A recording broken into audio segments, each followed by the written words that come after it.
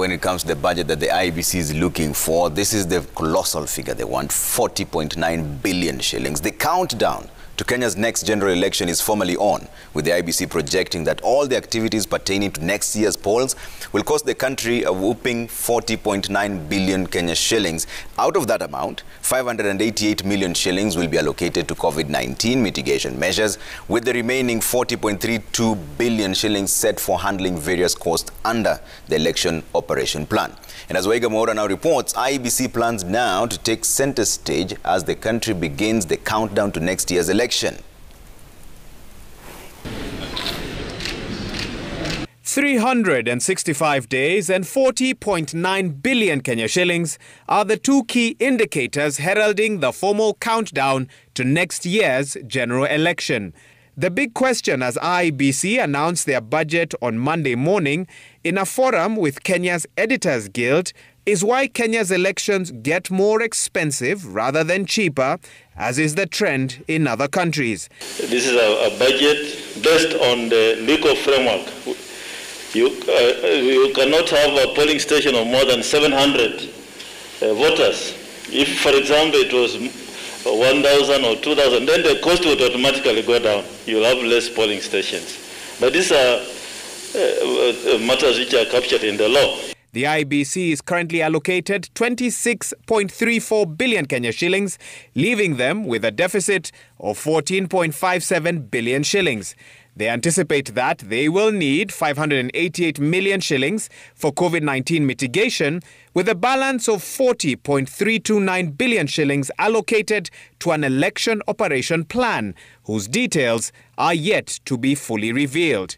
In 2017, the country spent nearly 50 billion Kenya shillings on the general election, according to a report released by Treasury at that time.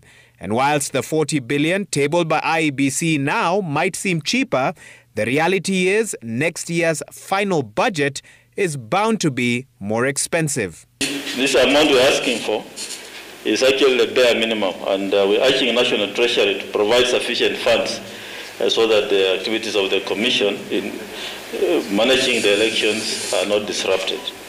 According to the 2017 Post-Election Economic and Fiscal Report released by Treasury, the bulk of the 49.9 billion shillings went to the IEBC, who used 43 billion shillings for hiring personnel, procuring election materials, conducting voter education exercises, besides collecting and transmitting of results. 5.3 billion shillings was spent on enhancing security in hotspot counties and border areas, whilst a part of the budget was also distributed to the Judiciary, National Intelligence Service, and the Registrar of Political Parties in direct and indirect funding. The ballot papers have got to be flown into the country. They land in a warehouse. You've got to hire the warehouse.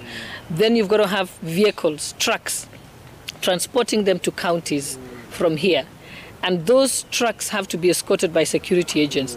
You pay the security agents. The police officers who escort the trucks have to be paid. You hire boats for places that are there. We hire helicopters.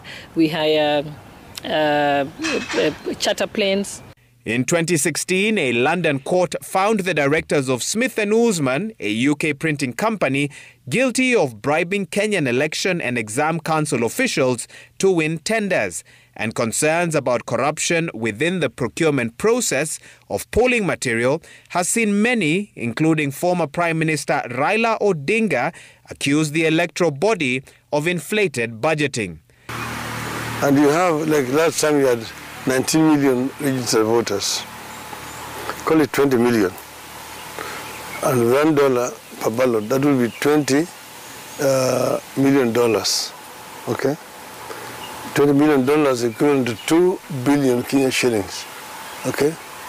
Yet they spent 42 billion shillings to do that election. That's why I'm taking issue with Chebukati when he's saying you need 14 billion shillings to do a referendum. All that money is just going to people's pockets. And we all know how the actors in Chicken Gate were handled in the UK and how they have been handled here in Kenya. No serious prosecution and things like that. The challenge is now upon the IEBC to carry out the delicate balancing act of holding a free and fair electoral process in a most cost-effective manner.